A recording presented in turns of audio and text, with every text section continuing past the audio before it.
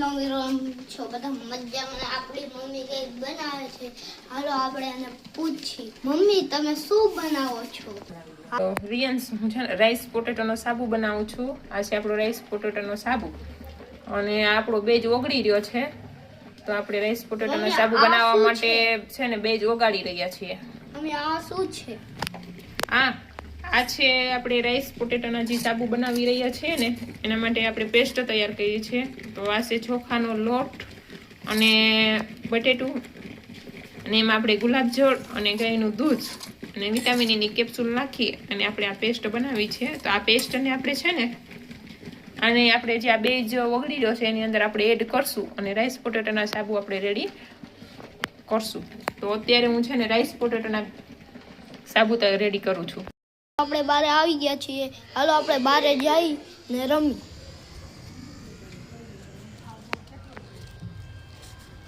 હાલો મિત્રો આપણે હવે સાયકલ આવશે.